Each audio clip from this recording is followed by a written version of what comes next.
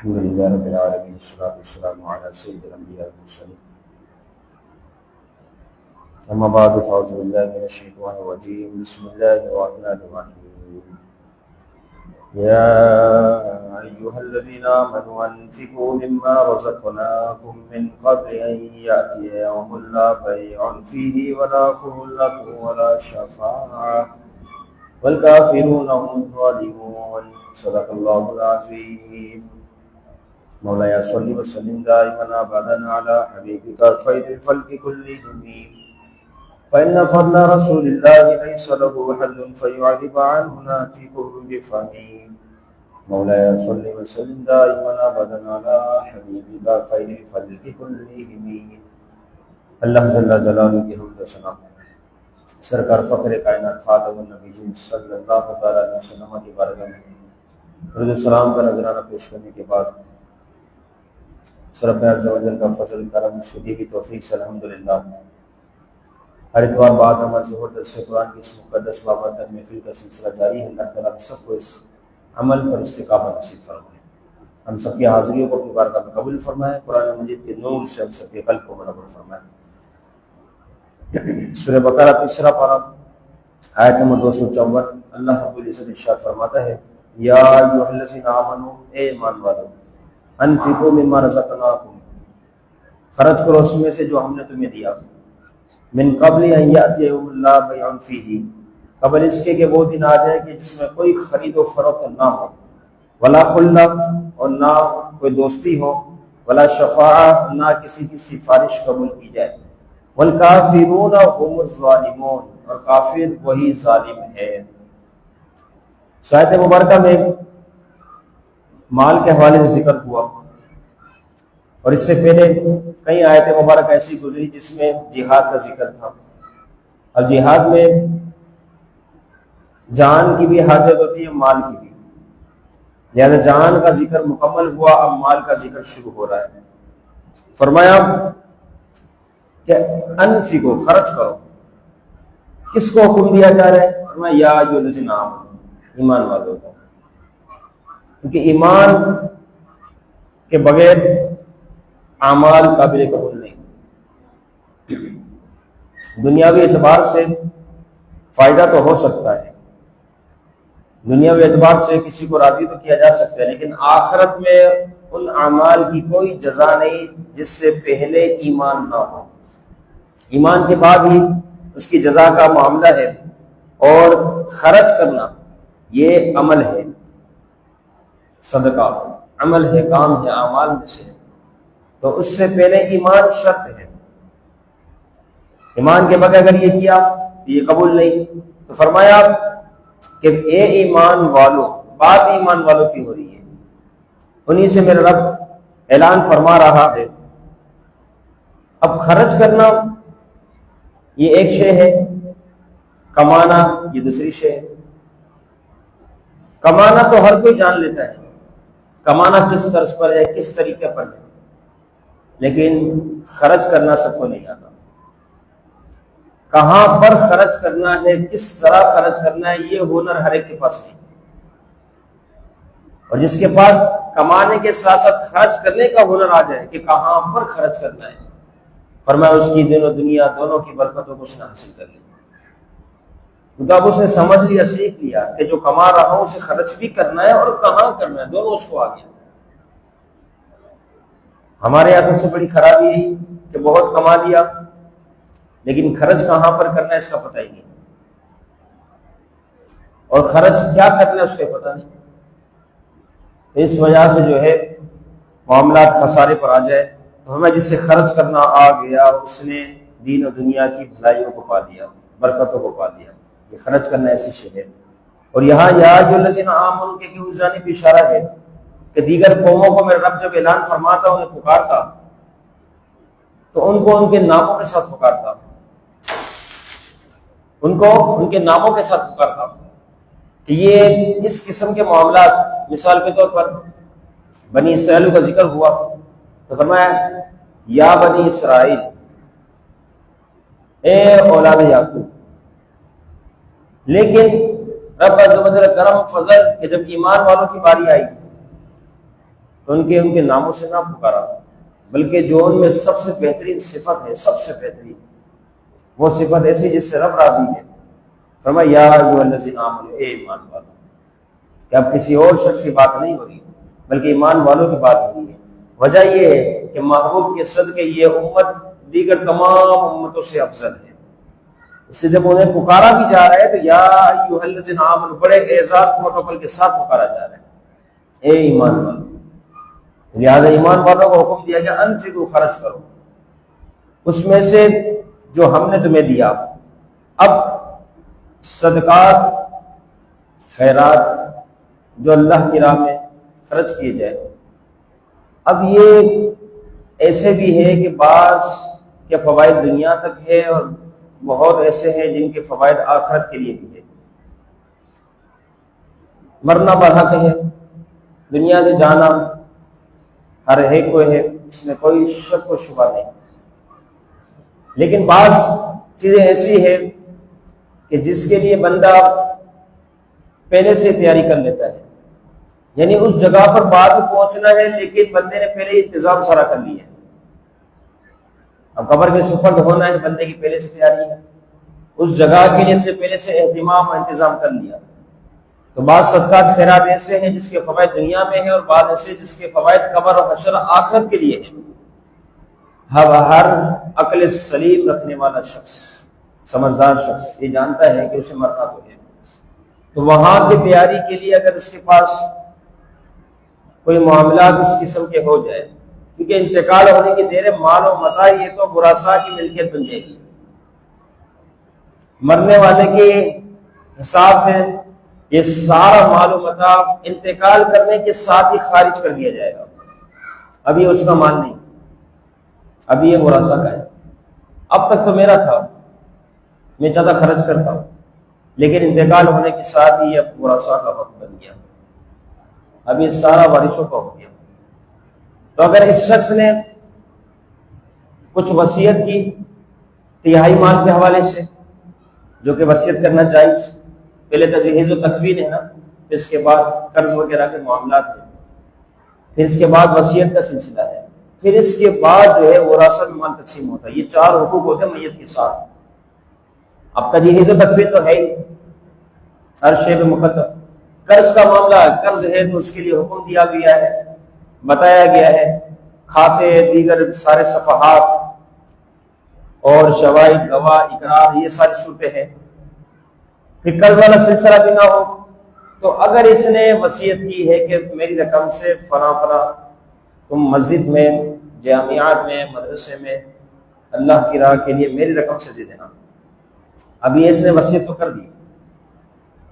اب انتقال ہونے کے بعد اس کی وصیت نافذ العمل، اس اعتبار سے تجہیز تکفین ہو گئی۔ اب پوچھا کہ قرض ہے تو قرض تو کچھ نہیں، یا ہے ادا کر دیا۔ اب کیا مال بچتا ہے؟ کہاں اب بھی مال ہے، تو اب اس مال پر تہائی حصے کے اوپر وصیت نافذ ہوگی، تہائی، پورے پر نہیں، ورنہ تو پھر آپ کو پتا ہے ہر بندے نے پہلے وصیت کر دی جتنا مال ہے سب اللہ کی راہ، اس کو پتا ہے میں تو ویسے ہی جا رہا ہوں عالم برزخ قبر میں، تب سارا ہی مال دے کے چلے جاؤں، اب مجھے کہیں کوئی 1 روپیہ بھی کام آنا ہے، تو فرمایا نہیں، شریعت نے ہر ایک کا حکم رکھا، ہر ایک کو جو ہے نا اس کا حصہ دیا۔ اب تہائی میں وصیت نافذ ہوگا، اگر جیسے جتنی وصیت کی ہے کوئی پرواہ نہیں، پورا مال کاؤنٹ کیا جائے گا، اس پورے مال، مثال کے طور پر اس کا سارا مال گنا کیا، اس میں 30 لاکھ بنے، اب 30 لاکھ میں صرف 10 لاکھ پر جو ہے وصیت نافذ ہوگی، اگر جس نے 50 لاکھ کی وصیت کر دی نافذ نہیں ہوگی، صرف 10 لاکھ کے اوپر تہائی حصے پر وصیت نافذ ہوگی۔ اب جو تہائی حصے پر وصیت نافذ ہوگی اس وصیت کے مطابق اب یہ 10 لاکھ جو ہے اللہ عز و جل کی بارگاہ میں خرچ کی جائے گی۔ اب یہاں یہ خرچ ہوا، میت کو فائدہ پہنچا، یقیناً منع تو یہ بھی ورثاء کے حصے میں تھا سلسلہ، جس نے وصیت کر دی، جس کی وجہ سے اس نے جانے سے پہلے ہی اپنی قبر کا انتظام کر لیا۔ اب ہوا کیا، سیدنا ابو ہریرہ رضی اللہ تعالیٰ عنہ سے روایت ہے، فرماتے ہیں کہ جب کسی شخص کا انتقال ہوتا ہے تو اس کے بعد فرشتے آتے ہیں، اور فرشتے آنے کے بعد پوچھتے ہیں ما قدما ما قدما ما قدما، تو نے آگے کیا بھیجا، تو نے آگے کے لیے کیا بھیجا؟ جبکہ ورثاء ہوتے ہیں وہ کہتے ہیں ما خلفا ما خلفا، کہ تو نے پیچھے کے لیے کیا چھوڑا۔ یہ ورثاء جو ہے وہ وارث ہونے کے اعتبار سے میراث کے حوالے سے سوچ رہے ہیں، وراثت کے حوالے سے سوچ رہے ہیں، کیا تو نے ہمارے لیے کیا چھوڑا؟ لیکن فرشتہ یہ کہہ رہا ہے ماں کرتا ماں، تو نے آگے کیا بھیجا؟ تو اب جو مال چھوڑا، اگر اس نے آگے کے لیے کچھ چھوڑا ہوا ہے، آگے کے لیے وصیت کی کچھ بھیجا ہے، تو یہ اس کو کام آئے گا۔ حدیث شریف میں آیا، امام علیہ الصلوۃ والسلام نے فرمایا کہ میت کے ساتھ جب جانا ہوتا ہے تو اس صورت میں 3 چیزیں پہنچتی ہے۔ ایک ہے اس کے اہل و عیال، دوسرا ہے اس کا مال، اور تیسرا ہے اس کے اعمال۔ اب اس صورت میں اگر دیکھا جائے تو یہ 3 تو گئے اس کے ساتھ، پہلے گھر والے بھی تھے اس کے ساتھ لیکن دفنائے واپس لوٹائے، مال دفنانے سے پہلے ہی باہر موجود تھا وہ بھی گیا، اب صرف اس کے اعمال رہ گئے فقط۔ اگر اس کے اعمال ہیں تو اس کے لیے قبر میں فائدہ ہی فائدہ ہے، اس کے اعمال نہیں تو مال تو ویسے لوگوں نے تقسیم کر ہی دیا، تو اس کو کیا ملا اس میں؟ اس وجہ سے دنیا کے معاملات میں رہتے ہوئے ایمان والوں کو حکم دیا جا رہا ہے کہ جو اللہ نے تمہیں دیا تم سے خرچ کرتے رہو، قبر اس کے کہ وہ دن آ جائے کہ لا بیع فیہ، جس میں کوئی خرید و فروخت ہو ہی نہ سکے۔ اس دن کے آنے سے پہلے پہلے وصیت بھی کر لو اور مال و متاع کو خرچ بھی کر لو، ورنہ یہ مال و متاع تمہیں بظاہر دنیا سے رخصتی کے بعد کوئی فائدہ نہیں دے گا، یہ سب گزر گیا، ختم ہو گیا۔ حدیث شریف میں یہاں تک آیا اور میں انسان جب مرتا ہے تو اس کے سارے اعمال ختم کر دیے جاتے ہیں، اور ہم یہ دیکھتے ہیں کیونکہ اب وہ برزخ کا سلسلہ اس کو شروع ہو گیا۔ لیکن محبوب علیہ الصلوۃ والسلام نے فرمایا 3 چیزیں ایسی ہے انتقال کے بعد بھی اس کو اس کا ثواب ملتا رہتا ہے۔ اور میں نمبر 1 صدقۃ جاریہ، صدقہ جاریہ۔ وہ کیا تھا؟ مسجد کو تعمیر کروا لیا اس نے، مدرسے تعمیر کرا لیے، جامعات بنا لیے۔ تو اب یہ اگر چیز دنیا سے رخصت ہو گیا لیکن اس کی بنی ہوئی چیز موجود ہے، لوگ عبادت کرتے رہیں گے، اس کو ثواب ملتا رہے گا، صدقۃ جاریہ۔ نمبر 2 علم ينتفع به، ایسا علم جس کے ذریعے لوگوں نے فائدہ اٹھایا، مطلب لوگوں کو واعظ و نصیحت کی، لوگ عمل کرنے والے بن گئے، اس طریقے سے اہل علم کو تیار کیا، درس نظامی کی صورت میں، قرآن و حدیث پڑھانے کی صورت میں، حافظ بنانے کی صورت میں، قاری بنانے کی صورت میں۔ تو اب یہ جب تک تلاوت کرتے رہیں گے، دین پڑھتے رہیں گے، عمل کرتے رہیں گے، فرمایا پڑھانے والے کو پورا پورا ثواب ملتا رہے گا، اگرچہ یہ چلا گیا لیکن پہلے ہی اپنی قبر کا انتظام کر کے گیا۔ علم ينتفع به۔ نمبر 3 فرمایا ولد صالح یدعو لہ، نیک اولاد چھوڑ کر گیا، اب جب جب نیک اولاد اس کے لیے دعا مانگے گی قبر میں، اس کے لیے اللہ رب العزت کی طرف سے کرم کرتا رہے گا۔ تو یہ 3 باتیں بالکل واضح ہیں۔ اب ہمیں سوچنا ہے ہم نے اس حوالے سے آخرت کے بارے میں، قبر کے بارے میں، عالم برزخ کے بارے میں کیا تیاری کی؟ ہم نے کیا ان تینوں کو چھوڑ دیا؟ ہم اتنے غافل ہو گئے کہ بس قبر کے سپرد، آپ دیکھیں یہ کھانا قبر پر کب تک آئیں گے؟ 1 ہفتہ روز آنے والے سلسلہ ہوگا، 1 ہفتہ، اس کے بعد 2 سے 3 دن بعد آئیں گے، کیونکہ ظاہر دنیا میں وہ تو ہے نا، ان کے بھی تو کام کاج، ان کے معاملات تو ہے۔ پھر اس کے بعد ایک وقت آئے گا کہ 1 مہینے میں ایک بار بس، اور بہت جلدی یہ وقت آ جائے گا، اس کے بعد شب برات، بس اس میں سال میں ایک بار چکر لگانا ہے۔ تو وہ سال پورا پورا آپ کو تو اپنی قبر میں رہنا ہے، ہم سب کو اپنی قبروں میں رہنا ہے۔ تو اگر وہاں کی تیاری نہ ہوگی، اپنی اولاد کو دنیا دار تو بنا لیا ہم نے، اسکول ٹیوشن سارے معاملات سکھا دیے، نہ سکھایا تو دین نہ سکھایا۔ اب وہ نماز خود نہیں پڑھتا، آپ کے لیے کیا دعا کرے گا؟ کئی ایسے جنازے ہم نے خود نے دیکھے، کئی ایسے جنازے جس میں اہل خانہ ورثہ پہلے ہی دور کھڑے تھے، امام کے سامنے جنازہ موجود، میت موجود، دیکھا جا رہا وہاں کھڑے، بھائی یہ کون ہے وارث؟ پہلے دور کھڑے، ہمیں جنازہ پڑھنا نہیں آتا، اللہ یاسو باللہ۔ آپ ان سے پوچھو بینک بیلنس کتنا ہے تمہارا، کاروبار تجارت لین دین کے معاملات کتنے ہیں، ہر فن ایک ایک چیز بتا دیں گے، لیکن نہ سیکھا تو اسے دین ہی نہ سیکھا۔ یہ جنازہ آج والد کا ہے، بھائی کا ہے، گھر والوں کا ہے، ماں باپ کا ہے، لیکن پڑھنا نہیں آ رہا، اس کو سیکھا ہی نہیں سے، کبھی اس طریقے سے اس ماحول میں آئے نہیں۔ تو فرمایا یدعو اللہ، نیک سارے اولاد جب تک اس باپ کے لیے، والدین کے لیے دعا کرتی رہی کہ اللہ تعالیٰ لطف و کرم فرماتا رہے گا۔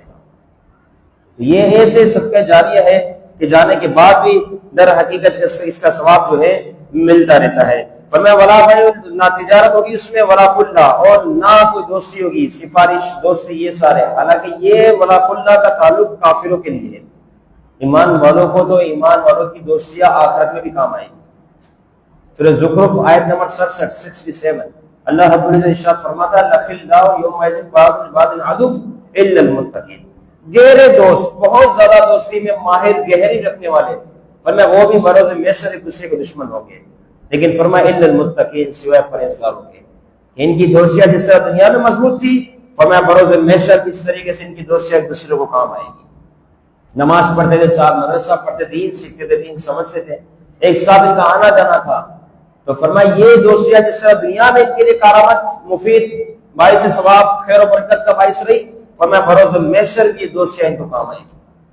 اس لیے بتاتے ہیں کہ اچھی صحبت اپنانی چاہیے، نیکوکار کے ساتھ جڑ جانا چاہیے کہ یہ دوستیاں دنیا میں جس طریقے سے نماز کا پابند بنا رہی ہے، بروز محشر بھی یہ دوستیاں کام آئیں گی۔ باقی خرافات والی دوستیاں سب بچھڑ جائے گی، سب ختم ہو جائے گی۔ محبوب علیہ الصلوۃ والسلام سے ایک شخص نے پوچھ لیا یا رسول اللہ قیامت کب آئے گی؟ محبوب نے فرمایا کیا تیاری ہے؟ پھر انہوں نے عرض کیا یا رسول اللہ تیاری تو کوئی خاص نہیں، لیکن میں اللہ اور اس کے رسول سے سچی محبت کرتا ہوں، اللہ اور اس کے حبیب سے سچا پیار کرتا ہوں، کیونکہ محبت ہی ہے نا۔ محبوب نے فرمایا جس سے تم دنیا میں محبت کرتے ہو بروز محشر اسی کے ساتھ ہوگے۔ انس فرماتے ہیں رضی اللہ تعالیٰ عنہ کہ اسلام لانے کے بعد ہمیں سب سے زیادہ جس جملے سے خوشی ہوئی، سب سے زیادہ جس موقع پر ہمیں خوشی ہوئی، وہ رسول اللہ کی یہ جملہ تھا جس سے ہمیں بہت زیادہ خوشی ہوئی۔ وہ یہی وہ جملہ تھا جس سے ہمیں ایمان لانے کے بعد سب سے زیادہ خوشی ہوئی۔ کیوں خوشی ہوئی؟ فرمایا محبوب نے فرما دیا جس سے تم محبت رکھو گے بروز محشر اسی کے ساتھ ہوگی۔ لہذا ہماری محبت اللہ اور اس کے رسول کے ساتھ خاص ہے، ہماری محبت اولیاء کاملین کے ساتھ خاص ہے، ہماری محبت صحابہ اہل بیت اطہار اور اللہ رب العزت کے تمام نیکوکار کے ساتھ خاص ہے۔ انشاءاللہ بروز حشر ہمارا معاملہ انہی کے ساتھ ہوگا۔ محبوب کا فرمان فرمایا ولا خلۃ ولا شفاعۃ، لہذا دوستیاں سفارش یہ کافروں کے لیے نہیں، مسلمانوں کے لیے تو ہر جگہ جگہ پر کام آنے والی شے ہے۔ قرآن مجید خود اپنے پڑھنے والے کی شفاعت کرے گا، رمضان المبارک کے روزے خود پڑھنے جو جنہوں نے رکھے ہوں گے ان کے بارے میں شفاعت ہے۔ یہ تو سارا سلسلہ ہے۔ مسلمان کا نابالغ بچہ مر گیا، والدین کے لیے شفاعت کرے گا۔ تو مسلمانوں کو تو اللہ نے بڑی شان عطا فرمائی، اس لیے فرمایا یا ایھا الذین آمنوا، اب کسی عام شخص کی بات نہیں ہو رہی بلکہ ایمان والوں کی بات ہو رہی ہے۔ اور دنیائی سفارش کیا شے ہے؟ فرمایا دنیائی مقدمات اگر دیکھے جائے تو تین چیزوں سے کام لیتے ہیں دنیائی مقدمات والے، اور تینی چیزوں پر ساری باتیں منحصر ہے۔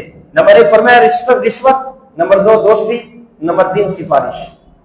اب کیا ہے؟ حاکم کی مٹھی اگر گرم کر دی جائے تو فرمایا وہ بندہ چھوٹ گیا، جا تو بری ہے۔ اسی طریقے سے حاکم کے ساتھ اگر دوستی والا معاملہ ہو جائے فرمایا رعایت والا معاملہ ہو جاتا ہے، کیونکہ حاکم سے دوستی ہے، اب سزا میں کمی ہو جائے گی۔ نمبر 3 حاکم کے پاس اگر سفارش سوچ وغیرہ چلی جائے تو اس کا کیا فائدہ ہوگا؟ فرمایا وہ حاکم جو ہے جرم کو ہی معاف کر دے گا۔ جا ہمارے یہاں عرف میں آپ کے سامنے یہ ساری چیزیں ہیں، خاص طور پر یہ جو معاملات مولد کے دیگر کے معاملات ہوئے ہیں اس میں بالکل بات واضح ہے۔ تو یہ یعنی قاتل نہیں ہے بلکہ مقتول ہی قاتل ہے، یہ باتیں بالکل واضح ہے، کوئی ڈکی چھپی بات نہیں ہے۔ مقتول ہی بالکل، مقتول نے اپنے آپ کو قتل کیا ہے، مقتول ہی دہشت گرد ہے، مقتول ہی پر پابندی ہونی چاہیے، مقتول ہی کی مساجد وغیرہ سب کو بند کیا ہے کیونکہ مقتول نے سب کیا۔ یہ دنیا کا انوکھا قانون، انوکھا انصاف جو ہمارے ملک میں خاص پایا جا رہا ہے، دیکھا جا رہا ہے، ہر جگہ اس کی آواز بلند ہو رہی ہے دنیا بھر میں کہ یہ کیا شے ہو گئی۔ ہم نے تو کبھی نہ سنا کہ مقتول ہی خود قاتل ہے، مقتول ہی خود دہشت گرد ہے، مقتول ہی خود سب فساد کرنے والا ہے۔ ہم نے تو ہمیشہ یہ سنا کہ مقتول تو الگ شے ہے، قاتل ہے اس کو پکڑا جائے، اس کے پابندی لگائی جائے، اس کو دہشت گرد کہا جائے، لیکن معاملہ برعکس ہو گیا۔ تو فرمایا یہ ساری سفارش والی چیزیں جو ہیں ساری کے سارے دنیا میں تو ہو سکتی ہے، لیکن آخرت میں میرے رب نے فرما دیا ولا خلۃ ولا شفاعۃ، آخر میں یہ کوئی چیز کام نہیں آتی۔ یہ تو دنیا ہے، گزار تو ہم بھی گزارے، کیونکہ بڑے بڑے تم سے بڑے بڑے فرعون ہیں، بڑے بڑے ہارون قارون، یہ بڑے بڑے جو ہے نا اس طرح حامان قارون نمرود، پتہ نہیں کیا کیا کیا کیا نام گنے جائے، یہ بڑے بڑے لوگ آئے، کوئی بچا ان میں سے؟ تمہارا دور بھی ختم ہوگا، سارے مریں گے، کوئی مسئلہ نہیں ہے۔ ہم بھی یہاں ہیں، دین اسلام بھی ہے، اس کو تو ہمیشہ ہمیشہ قیامت تک قائم دائم رہنا ہے، اس کو کوئی نہیں لا سکتا۔ محبوب کے زمانے میں کتنے صحابہ تھے رسول اللہ کا کلمہ پڑھنے والے، کیا دین کو کوئی نقصان پہنچا سکا؟ آپ پوری دنیا میں دین آپ کے سامنے ہے۔ تو لہٰذا یہ ہے کہ فرمایا یہاں جو معاملہ ولا خلۃ ولا شفاعۃ، کہ یہ سفارشی، یہ فرعونی والا عمل، یہ سارا تمہارا دنیا میں تو چل سکتا ہے، ایک فون کیا 50 لوگ جمع ہو گئے، لیکن فرمایا آخرت میں کچھ نہیں ہونے والا۔ یہ تمہارے اعضاء خود بتائیں گے کیا کرو گے، جو تمہیں ظلم کے اعضاء خود بتا رہے ہوں گے، کسی اور کو کہنے کی حاجت ہی نہیں۔ حدیث مبارکہ میں یہاں تک ہے قاتل اس کو کیا ہوگا، رب مقتول اس قاتل کو پکڑے گا، رب کی بارگاہ پیش کرے گا۔ اب جب رب کی بارگاہ پیش کرے گا اس کا خون ٹپک رہا ہوگا، تازہ تازہ خون، مقتول ہے جسے قتل کیا گیا ہے، اس کا خون ٹپک رہا ہے، وہ اپنے رب کی بارگاہ میں فریاد کرے اللہ یہ قاتل اس سے مجھے قتل کیا، اب اللہ تو ہی پوچھ اس نے مجھے کیوں مارا، کتنی بڑی رسوائی ہو گیا پتہ ہے۔ یہاں تو بچ گیا نا، یہاں تو چلو مقتول ہی کو قاتل بنا دیا، مقتول ہی کو تشدد بنا دیا کیونکہ فرعونی نظام چل رہا ہے، مسئلہ ہی نہیں ہے، لیکن وہاں کون بچائے گا؟ وہاں تو رب کی بارگاہ سامنے موجود ہوگی، رب کی بارگاہ میں کھڑا ہوگا، خون تازہ ٹپک رہا ہے، مقتول کے رہے یہ قاتل ہے، پکڑ کے بالوں سے پکڑ کے حدیث مبارکہ میں آتا ہے رب کی بارگاہ میں پیش کرے گا۔ تو کسی کی سفارش نہیں چل رہی، وہاں تو زبان کو بولنا ہے، اعضاء کو بولنا ہے، کیا آگے بات ہوگی؟